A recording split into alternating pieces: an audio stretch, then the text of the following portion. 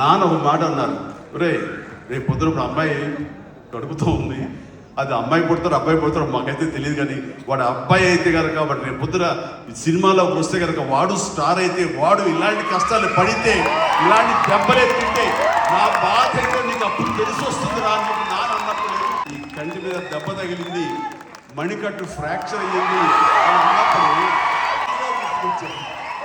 నాన్న ముందుకు వచ్చారు.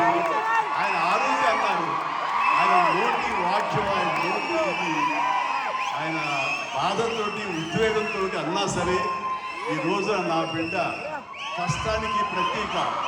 ఏది ఈజీగా రాదు, nothing is short cut, nothing comes, అడ్డదారులు ఏది రాదు, కష్టపడితేనే వస్తుంది. ఎస్, అలా కష్టపడ్డాడు. ఈ సినిమాకి అంత మన్నలను పొందారు మీరందరి చేత. ఈ రోజున పెద్దియే అనిపించుకుంటున్నాడు, రామ్ చరణ్ కాదు అనేలాగా ఉంది అంటే కనుక అది చాలు. ఆ బిడ్డకు ఆశీస్సులు మీ అందరి నుంచి ఇలాగే ఉంటాం.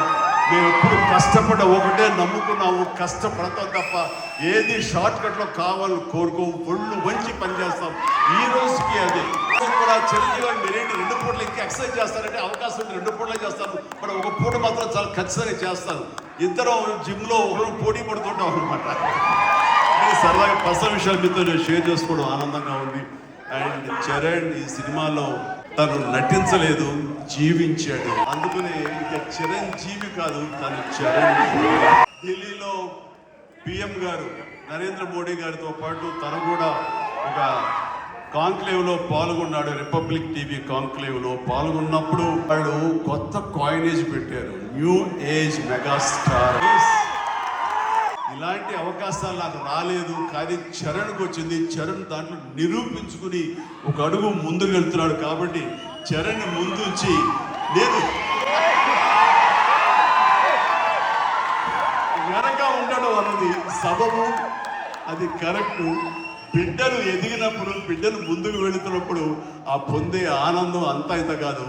సో ఈ రోజున ఈ పెద్ది తర్వాత రంగస్థలంలో కొంతవరకు, ఇప్పుడు ఈ పెద్ది తర్వాత పుత్రోత్సాహం అనేది 100% నేను ఫీల్ అవుతున్నాను.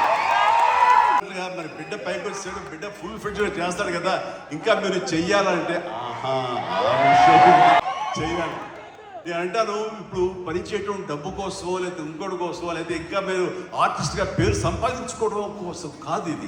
ఇది పని చేయటంలో ఆనందం ఉంది, పని చేయటంలో ఒక ఎనర్జీ ఉంటుంది. సో అది పూర్తిగా జీవితకాలం అనుభవించిన నాకు, 47 సంవత్సరాల పాటు అనుభవించిన నాకు